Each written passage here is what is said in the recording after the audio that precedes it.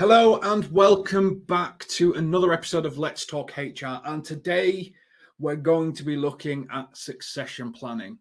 And succession planning is important because sometimes succession planning can go really well and you can have really good plans, and sometimes it can nearly destroy a country. And a good example of that is an image that we've got here. Succession planning for the replacement for the Queen's been in place for years. Everyone knows who the line of the throne is, succession's set up, everyone knows what's going to happen. And the next person is Liz Truss, a person that's took so long to get into power, we have nearly bankrupted ourselves with energy prices and continual food prices. So, is succession planning important? Well, who knows? We're going to discuss it a little bit on this episode, but you can already sort of get the gist of what my opinion is on it. Today, I'm joined by Kavita Brown and Joanna Moonen. Kavita, how are you? How's your day going? Yeah, really well. All good. All good. A busy day, I have to say. A really busy day, but a productive day, which is always a good thing. Joanna, a new government. You're working apprenticeship planning yourself, education, booming economy. It's got to be a good time to get someone trying to sort of help us grow a little bit, maybe. Yeah, I think so. I do think apprenticeships are the way forward, and they are a fantastic route in. And in fact, I've been thinking about them in the context of succession planning. So I will talk a little bit about that later. Well, succession, is Prince Charles an apprentice? Probably to some degree, and maybe more structural education programs are. When I threw that image up as well. Yeah. So I guess we're going to start with the first question, which is why is succession planning important? And Kavita, why do you think succession planning is important to businesses in particular? I suppose for me, it's that identifying those key roles that need to be filled, sometimes in a very short space of time. Sometimes organizations are not in tune with their employees of that actually somebody's leaving. And we talked about it, and I think the buzzword now is that quiet quitting. We've seen it across social media and the news, and etc. But that quiet quitting. So sometimes organisations aren't in tune when somebody is thinking about leaving. And I think sometimes if we're not doing succession planning right, we're not looking at filling the roles in a very short period of time. When somebody does leave, organisations miss a massive opportunity. They miss an opportunity to develop. They miss an opportunity within their market.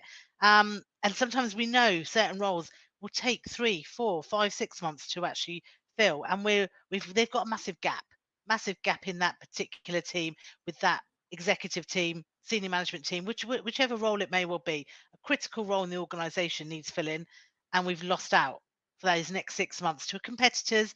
Markets start to change, environments start to change, political landscapes change, and organisations aren't keeping up to date with it. So that's probably my biggest thing of why it's so important.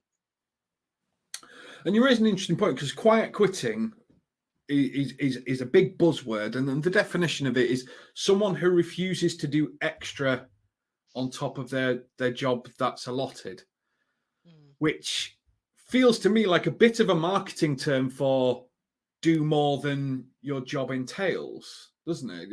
Yeah. We talked about air fryers and ovens. An air fryer is just a marketing term of an oven. And do you think this is, with so much talk about health and well-being and people working your hours and getting away and not pushing it through, that quiet quitting is that other sort of element, which is, do more, do what the business needs, push yourself further? Well, I read a recent interesting article on LinkedIn about quiet quitting, and somebody was arguing that actually quiet quitting has been around for years, and we shouldn't call it quiet quitting. It is just people doing their job.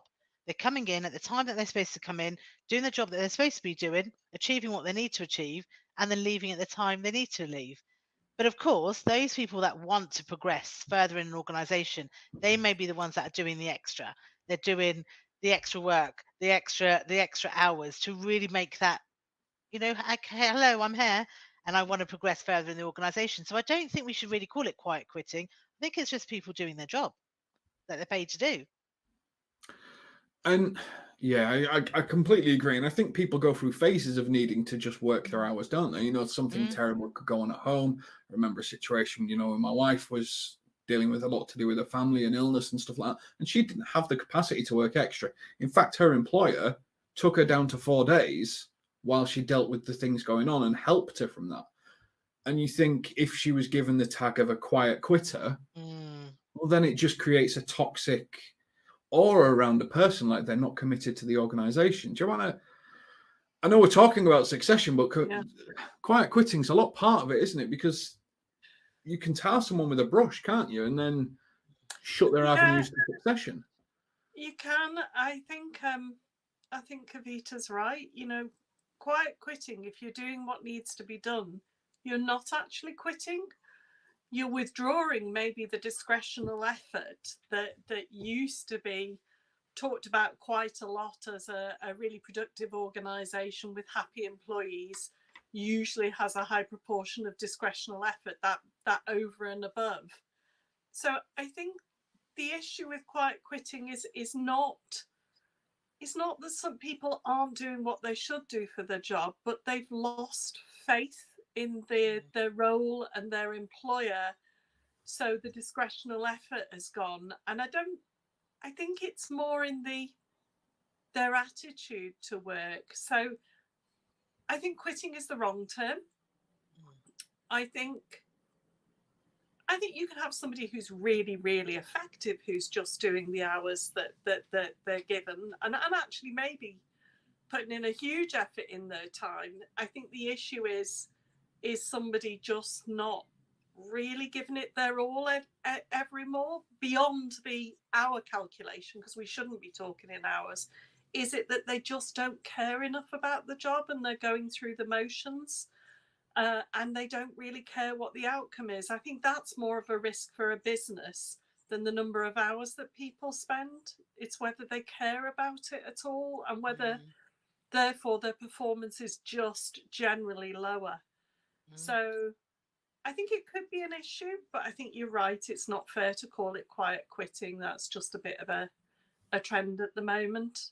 I mean, what it does speak to in terms of succession planning, that one of the key things that you might do succession planning for is that whole thing about motivation and reward in a role. You know, the opportunity to show someone that you really value them, the motivation they'll feel in being recognized, perhaps rewarded with development, hopefully rewarded with development, but recognized as having potential.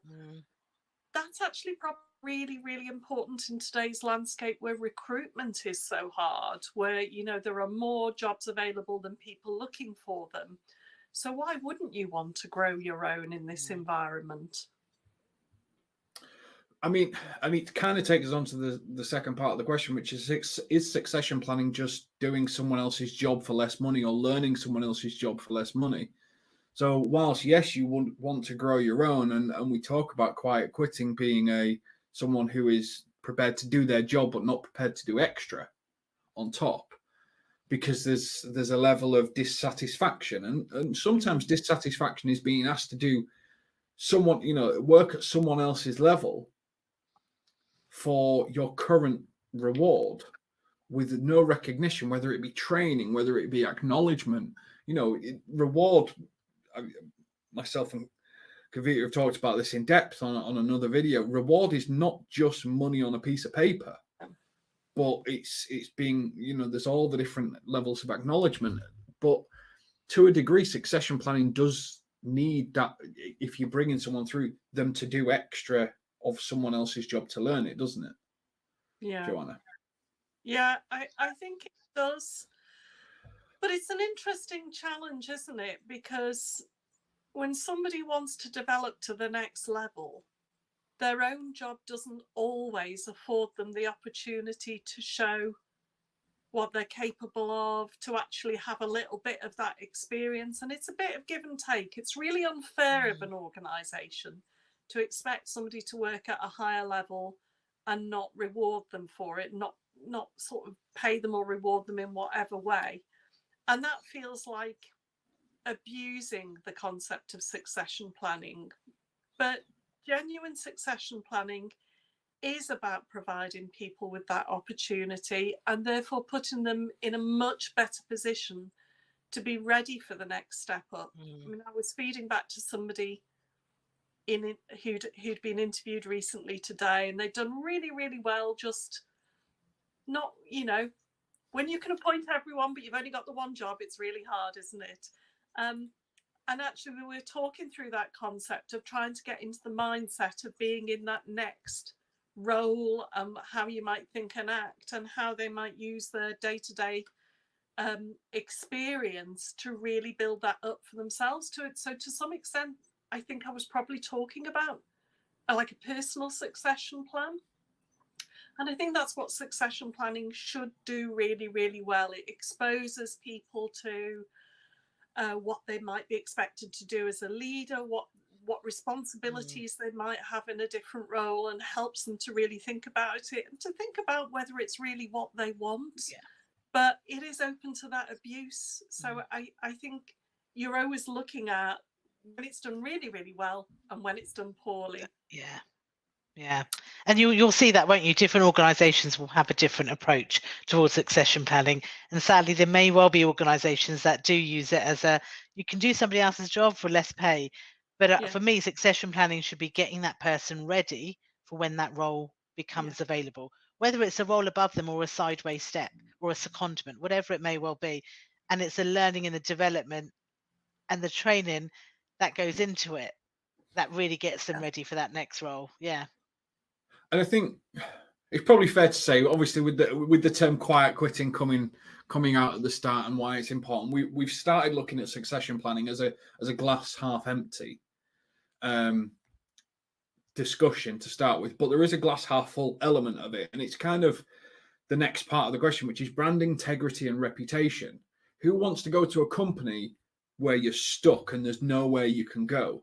There's no development, there's no future, there's nowhere that you can develop into it. So really, succession planning, if a company's got a really strong brand and a really strong integrity, if you start to invest in their succession, you know that it's leading somewhere, don't you, Kavita? It's not just it's not just a job that you're going in to do. Yeah, absolutely. No, I agree. And I think the companies, again, that do it really well, they will attract top talent. They will attract younger generations to that organization because they know there's somewhere to go. But equally, coming back to that brand integrity almost, even if somebody chooses to then leave the organization, they will always talk well about that organization.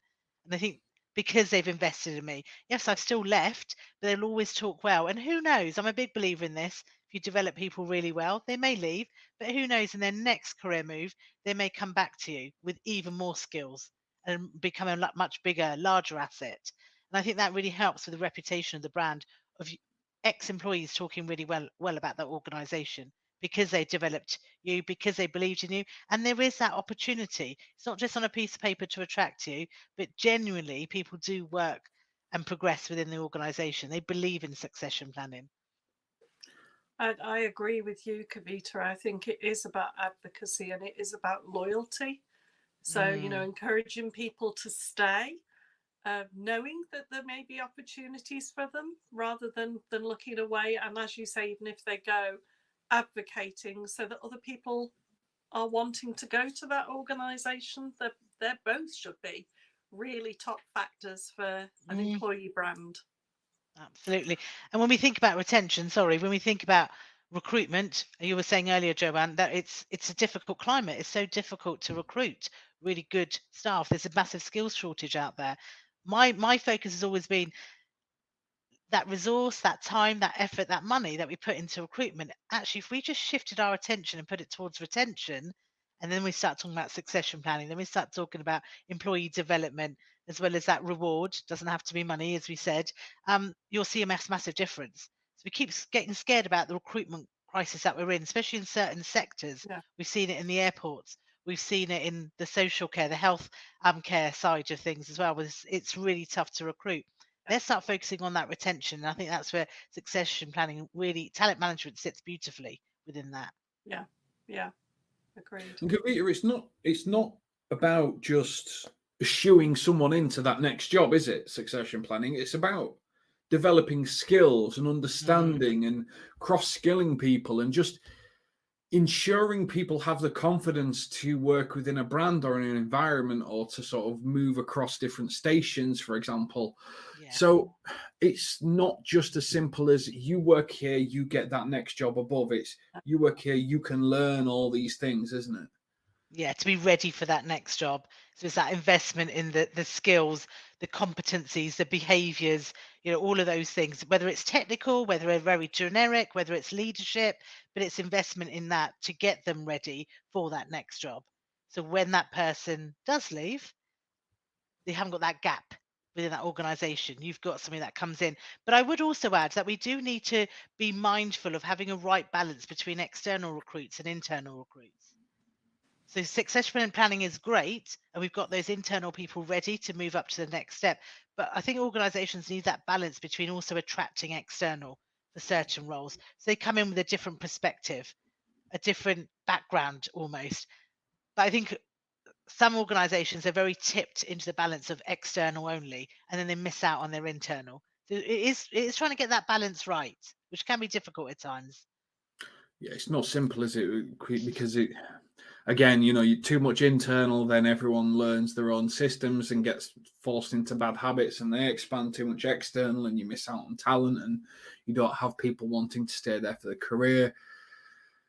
How do people get that balance, Joanna? I'm giving you a difficult question here. How do people know what the right balance is for their organization? Is it just trial and error? I think it's being open to the plus and downsides of internal versus external recruitment and being aware of that issue. So I think you're absolutely right. If you always go external, and you've got a high churn rate, what you lose is organizational learning, because you've only got short-term memory, and nobody knows what people have tried before, because they've all come and gone and left. So always going down that route isn't necessarily good. But equally, as Kavita and yourself have said really clearly, if you don't recruit from outside occasionally, you don't get those new and fresh perspectives and ideas. So where I've been with companies that have thought about this really well, they think about the impact across perhaps senior roles. I've been doing this recently, the impact of whether it's internal or external, and that conversation about, what are the consequences of not recruiting internally, and what are the consequences of having too many people coming in from outside. And I think that, an open conversation during the recruitment process about that is really helpful. If there are consequences, aren't there? If you always recruit outside, then eventually your staff feel like there's no route for them, that they're not really valued, that it's always that different voice from outside. And then invariably what happens is the people who come in might be brilliant in some ways, but also start to prove where their weaknesses and their lack of knowledge is, because that does happen. So, then you end up with frustrated employees because they feel like they've been blocked. Good point. But I mean, a really good example of a difficult organization to break into at the medium to top level is like the NHS, because they have a completely different application process to the rest of the UK application. They have a completely different approach. They have terminology and acronyms scattered in everything that they do. And one of the things that they do struggle with is people get moved around the bandings and everything like that, and people slowly move up through the bandings, and it's not necessarily the talent that they're looking for. Yeah. So sometimes succession planning is about creating an open door, but it can feel unfair to people, can't it? If you just bring in someone senior, like you just said, Joanna, there is a point to it where bringing in someone external and making someone frustrated that they didn't get the job they thought they were entitled to doesn't happen, because it's for the benefit of the organization. And how do you make that call? It's tough, isn't it? It is. I mean, there is a downside to succession planning as well, which is perhaps where the external recruitment side comes in. The downside of succession planning is that psychology shows if you tell somebody they're absolutely great and they're fantastic and they're ready, they feel like they don't have to do anything anymore to prove that. And it can have a perverse effect of making people think, oh, I'm already there, I don't need to try anymore. And sometimes that can mean that you've put somebody in your succession top talent team, but actually other people are striving harder, and they ultimately pass the group that you identified. So it always appears like you identified the wrong group. It can also mean that you do use that group, but then they don't realise that they've still got a lot to learn. So I'm going to bring in the bit about apprenticeships, and I think, James, you'll recognise what I'm about to say. In graduate recruitment schemes, young students who've been at university often feel like they've made it when they make it into a top company graduate recruitment scheme that's highly competitive, and they've got Thousands of applicants, that type. Yeah. And the converse of that is apprentices who may have had to have quite a tough recruitment scheme getting in. They may have had lots of competition, but somehow, and I've heard this repeatedly from different big companies, their apprentices seem to work harder or are striving for something more than necessarily the graduate recruitment lot are, because they feel they've already made it and the other group feel they've got something to prove. So there can be an inverse balance just in the way that you deal with succession planning and what you tell people and how they receive that. So I think it needs to be handled quite carefully. Yeah, definitely. And I think it needs that whole organisation approach, because I think quite often with succession planning, it's almost left to HR to sort it. It's HR's role. They're the ones that develop it. They move it. But you almost need that whole company buy-in at every level, and everybody understands. I suppose it links back to the culture of the organisation of how it's going to work, and then you can get it right. It's interesting, isn't it? Because there's no harm in taking a trial. There's no harm in running an experiment. There's no harm in taking in a different group of employees, whether it's a graduate, whether it's an apprentice, whether it's just hiring external. There's no harm in trying these things and learning, because it's either brilliant or it doesn't go well, or it's something in the middle, but you learn something from it. And, you know, Joanna, your example about apprentices versus graduate program. I mean, myself, I was GCSEs and I was fighting for graduates for jobs, and I obviously worked doubly hard compared to them. And it's one of those things where when you've got a point to prove, you've got a point to prove. When you think you've proven it, do you work as hard? And that can be seen across top level sport. When people achieve the top, do they ever get and do they ever get that high? So it's a really interesting psychology behind it. So I'm sure there's quite a few good reports that people can dig into and stuff like that. Maybe there's something in that, James, about how does top sports people still stay at the top and maintain their game and maintain their drive despite the fact they've apparently reached the pinnacle they were looking for? How do they stay there? Yeah. Well, but what percentage of psychology can people have? Is that mental strength? Yeah. Actually, what makes them a top level athlete? Because are they actually that much naturally better? Or is it just a mix of both? Is it a perfect storm, and what comes with it? It's a really interesting conversation that people have all the time. But the next point on the list, and something that this is what I think about every time I hear single points of failure, I think about this from Jurassic Park. If you've not seen the film, this guy builds the entire system. Builds it all single-handedly. He's a genius. He's absolutely unreal. And then he's going to steal some embryos and sell them. So he turns down the fences, turns down the electric fences, keeping all the dinosaurs in. And unfortunately, he gets killed by a dinosaur from the fences that he's released. And then nobody else can turn it back on because he was a single point of failure in that system. And then all the dinosaurs broke free and thankfully created a great movie, because obviously it's real and not just a film. But when we worked together, Joanna, we spent hours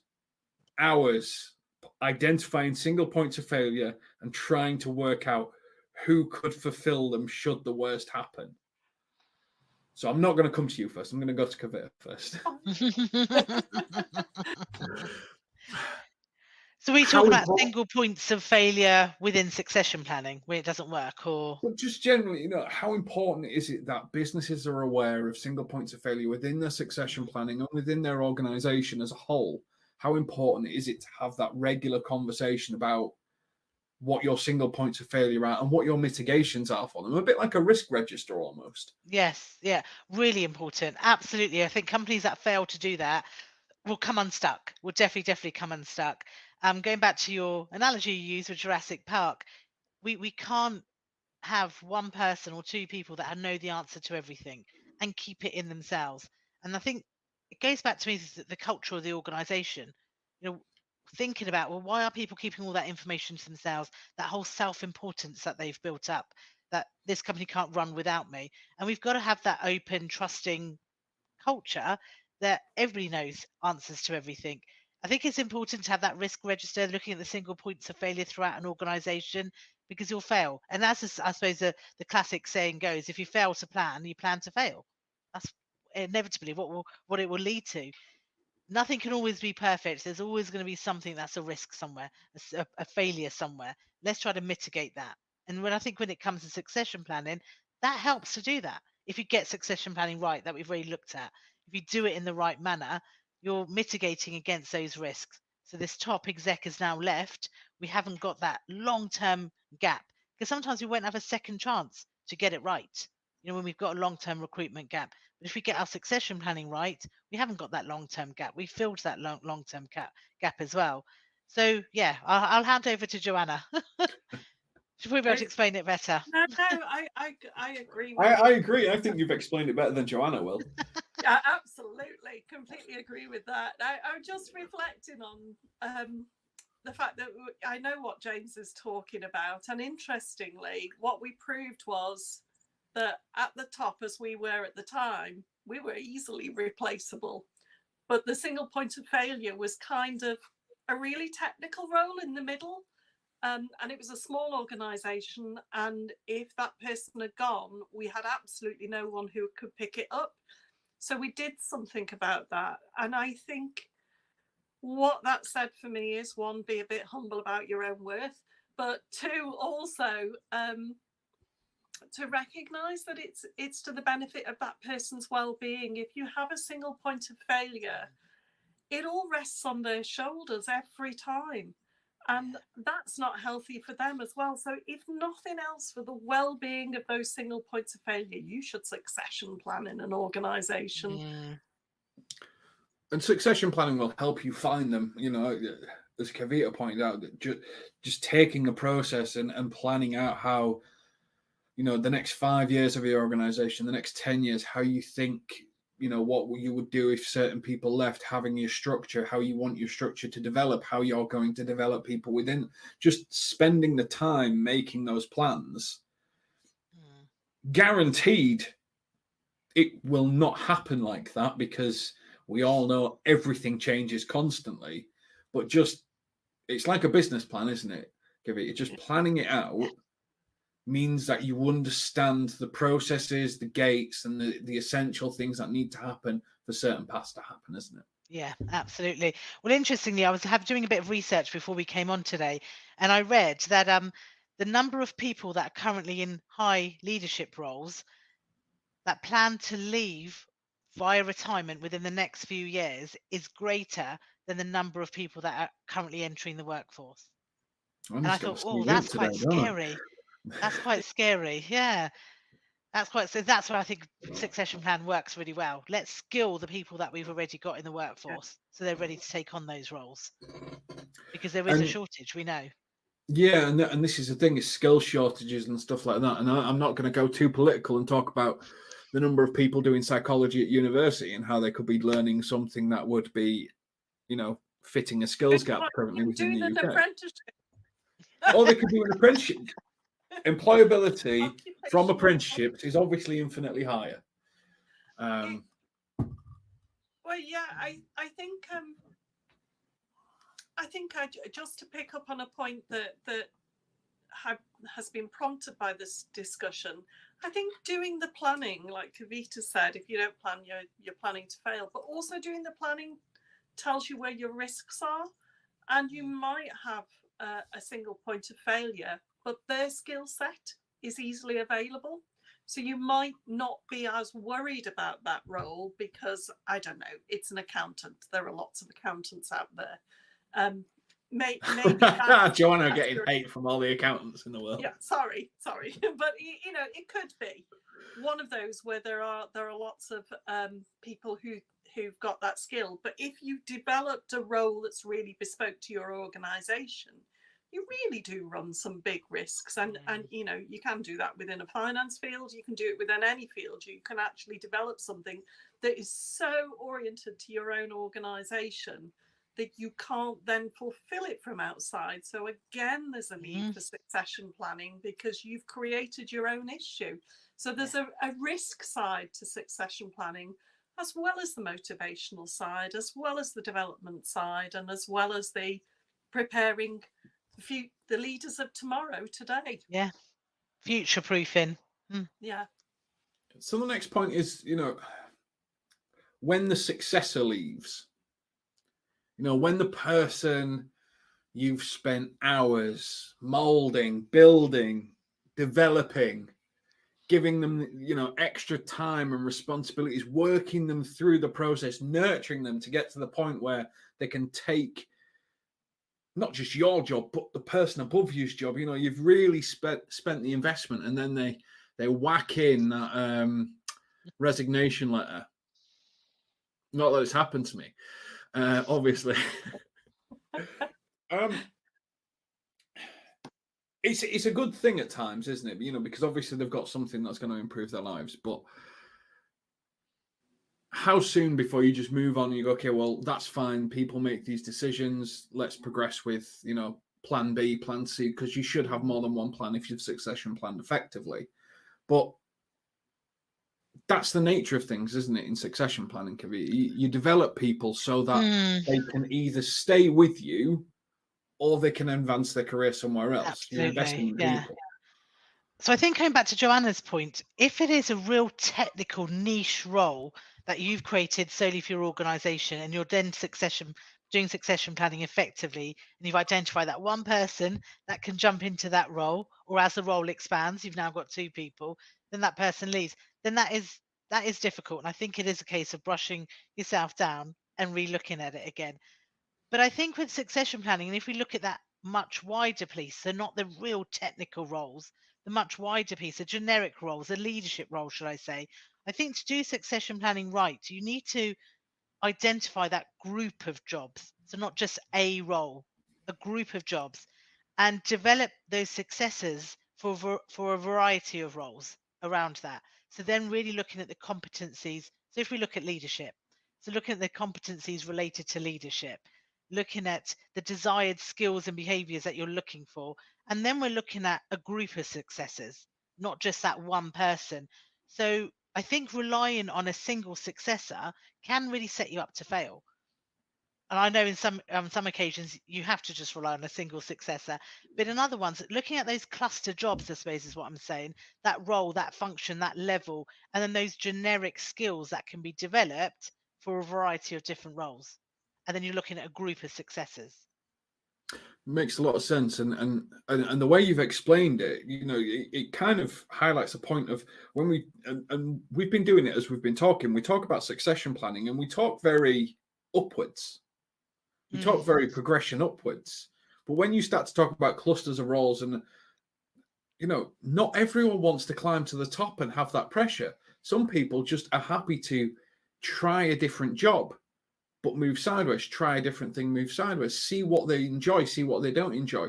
So you highlight a really good point about the cluster of jobs, and when the successor leaves, if you've treated it that way, then maybe someone that wants to move sideways into a position because they're not looking to take that pressure and that stress and everything on. And you know, we've experienced people like that, Joanna, who just, they're not 100% sure what they want to do, but they know they don't want to go any higher. Yeah.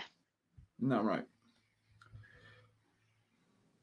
Yeah, I think It's a really interesting discussion, isn't it? And I think there's something about, if you've got a succession planning program that is about making people ready for their next step in whatever direction, if that next step is out of the organization, you are still proving the success of your program, because it's making people ready for the next step. So you've kind of got to see it as a worthwhile loss, because internally it should still mean that people want to participate in the succession program because they see it as really developmental, and you should celebrate that success, because it's still about how you value your employees. It's still about the effort you put into development, and that still has ripples in the group that you've got still within the company. So I think not having any sour grapes about someone moving out, but celebrating that as a success of the program is also part of what organizations should be doing. Okay, so let's look at it from the different angle. When the incumbent doesn't leave, because there are many people, you know, you spend time, the effort, you build someone, you know they're going to be brilliant, you know they're going to be exceptional. You know, they're coming up with innovative ideas, they're taking your business forward, they really are going to be a star of tomorrow. And the incumbent just doesn't leave. So they've hit a ceiling, and they're ready to explode this person. They're ready to really take their career to the next level, but that incumbent's not going, so they can't explode at your organization, because you can't force someone out. That's what employment law's for. What conversation do you have with them as a HR professional, you know, as Switzerland within your organization? How do you deal with that conversation?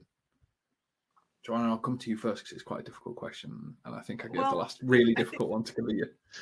Fine. I think there's something about your program's been successful because the person's ready, and you are telling them that they're ready. I think as an organization, you've got a couple of choices. You either say, you're ready for it now, we haven't got it here, we're really sorry about that, go out and find your space in the world, and we're really glad to have developed you to an amazing person, and we'd like to work with you, whether it's in this company or as a partner elsewhere. So you could take that route. Or if you're a larger organization that can afford to do so, you might actually look at where your other opportunities are to allow somebody to grow into a different space. So, you know, if you can afford your plan to be generous enough to not be one person, one role, to actually be one person, probably that role, but you're actually developing that person, so you're going to look for something else, or even create something else if they and the organization will benefit from that in the best possible way, then you can choose to do that. I think we've got to assume in all of this that the incumbent is still performing really well in their role. So you're not losing as an organization. You know, you've kept somebody, they're going well. Your succession program has perhaps not had perfect timing, because you can't always work out when one person's going to be ready to step up and the other person's going to be ready to go, and that's just life. Yeah, I think I'd echo those points, absolutely. And it's adopting that mindset to look at it, that you may have left our organisation, but we wish you well, and hopefully you'll come back to us in the future and talk well about us. But equally, where possible, can we develop and open up a new role, so we're not losing those skills? If we really think this is a genuine person, we don't want to lose the skills. And actually, we've got room to grow in our organisation and expand, going back to organizations' objectives and where they see the direction and their growth plan, etc. Let's find a position for that person with these newfound skills that they've got, that we've helped to create and develop. I think there are a few examples of that where I know James was about to say, but you know, I'll just talk over him. Go for it. Normal. Where you've got a CEO in waiting, and if the CEO doesn't go, actually, if the organization's really large, you know, sometimes if they have that opportunity to buy out somebody or create a subsidiary and actually let that person grow in parallel in a different way. That can Yeah. work really well. It really depends on the organisation's circumstances, and to an extent how large they are and whether they're in a growth phase or not, what they can do. Yeah.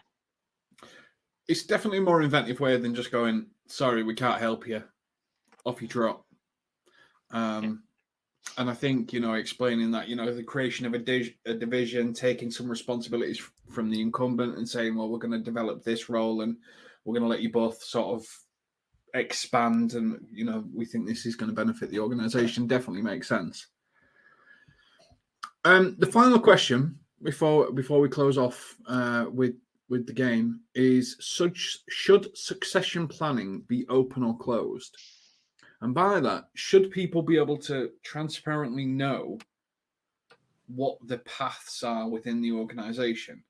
Should they know all of them? Should they know some of them? Should they know none of them? Or should it just be kept within sort of management teams, development teams, HR to know how sort of the pathways could work and put people on linear paths? How do you think succession planning should be communicated as an organization? And Kavita, I'll start with you on this one because I gave the last half on to Joanna. 100%. My answer would be, it has to be open, it has to be transparent, and it has to be fair. People need to know what my progression is, what supports am I going to get for the organisation. An organisation should be really proud of their succession planning. I've never really got my head around organisations that keep it hidden. And I've had meetings with senior exec teams who've looked at succession planning. They've even identified successors, but we're not allowed to tell them the successor that we've identified you, and we don't tell anybody else. And I just find it really bizarre, because surely if we're doing it well, we really passionately believe in succession planning, we should be shouting about it from the rooftops. We should be shouting about it when it comes to recruitment and attracting talent into our organisation, and also retaining talent. So yeah, 100%, it should be open, transparent and fair. Nothing should be hidden, and we need to factor in that inclusion and that diversity within it as well. So it makes me think, when organisations aren't being open and transparent, why not? What else is going on? What's their culture really like?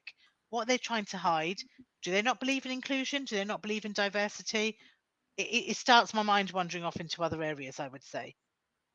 I think it can be a little bit like salaries, though, can't it? Like if you tell everyone you're on X, then everyone wants X and they become disengaged if they're not on it.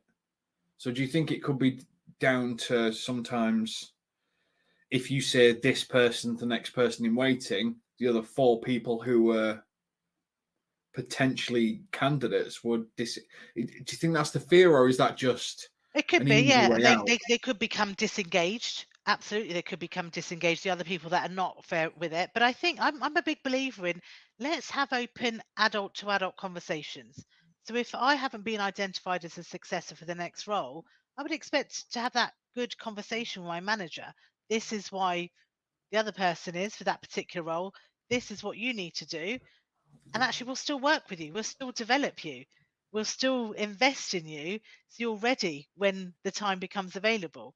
So succession planning can go in every way. But yeah, I don't like the hidden stuff. I don't like when we don't talk about salaries, or when jobs get advertised. Don't put the salary on there. Other people become disengaged.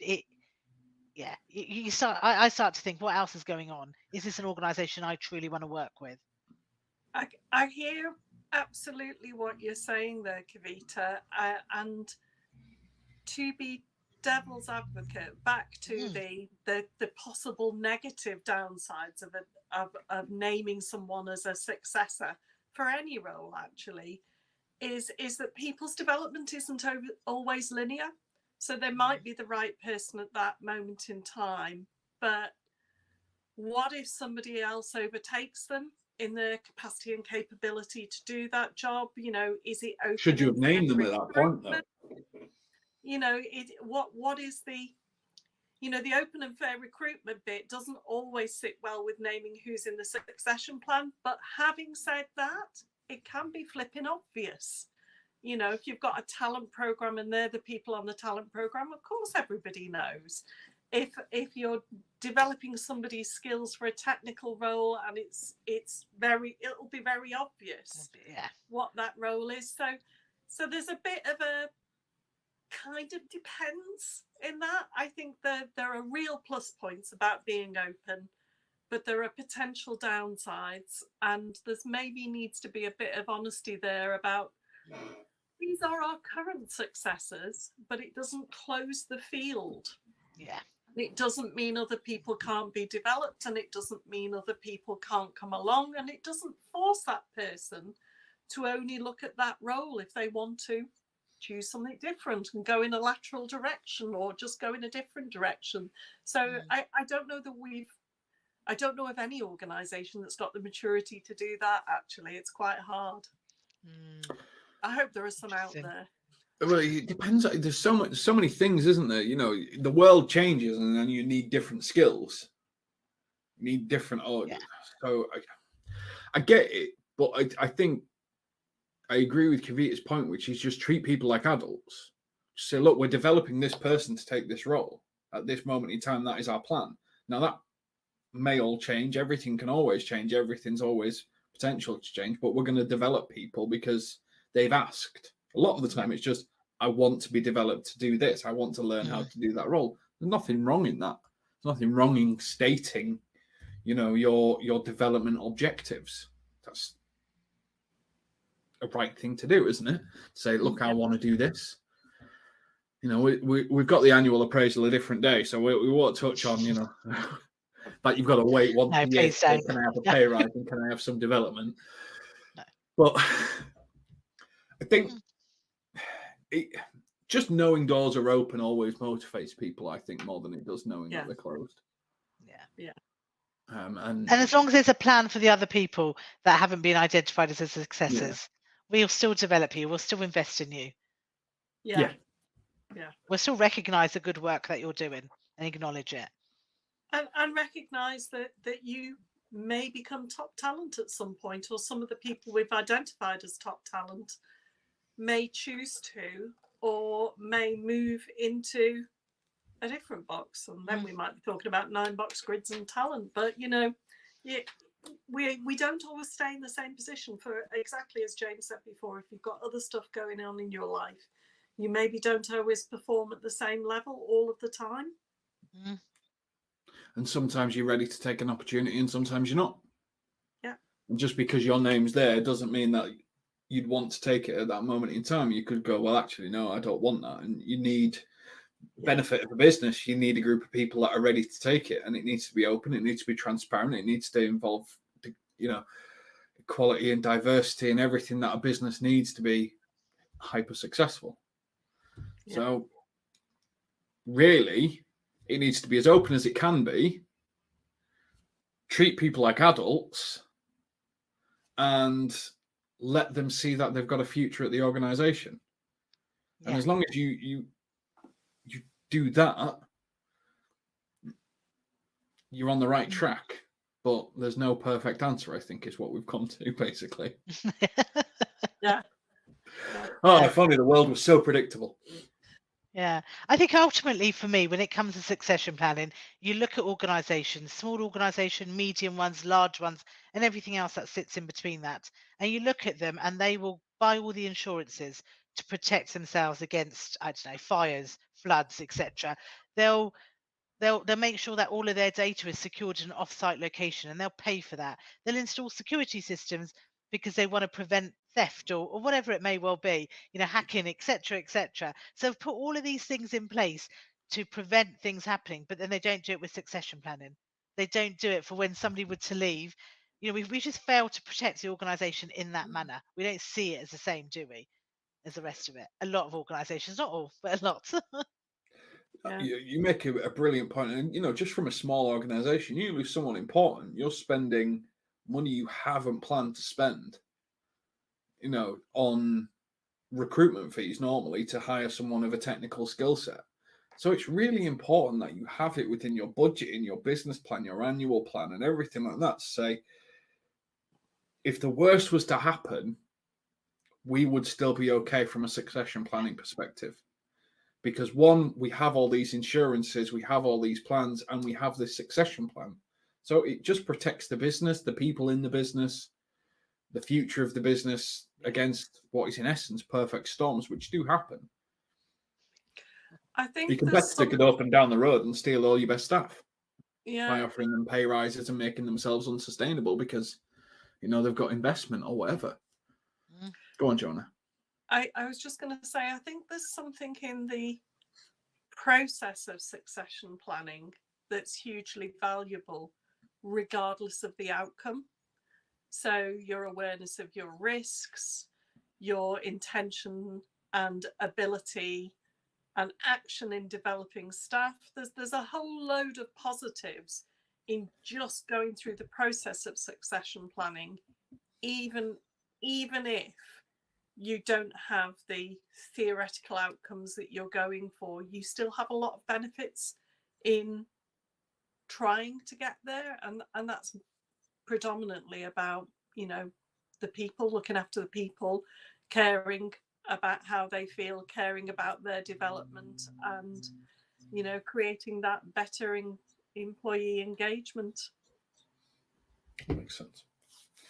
Now, we're going to move on to just something, you know, a little bit more fun to close off. Something which I have called the HR terminal emoji. It's not perfect, but we'll go with it.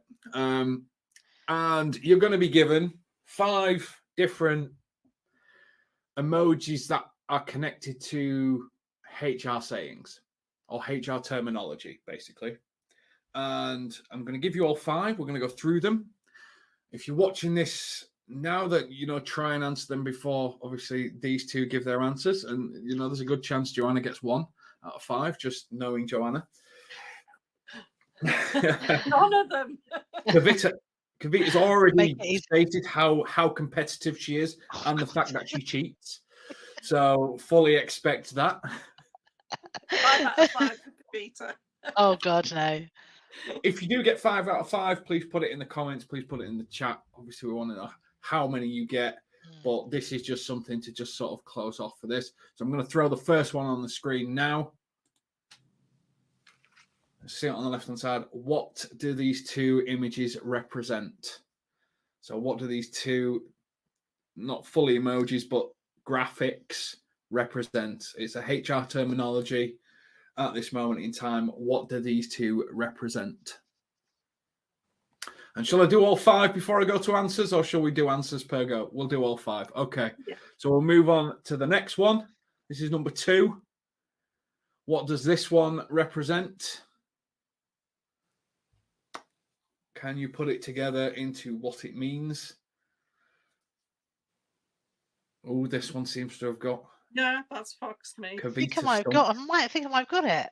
Oh, but I could be completely off track here. But we're ready for number 3.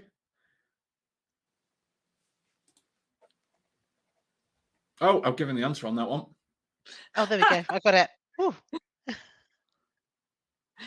I've got 1 right. Yeah. Yeah, definitely. I don't even have the question mark on this. Well, that's brilliant on my account. I could edit it out, but you know what? I'm just not going to bother. What about this one? This one's a little bit harder. This might be the hardest one.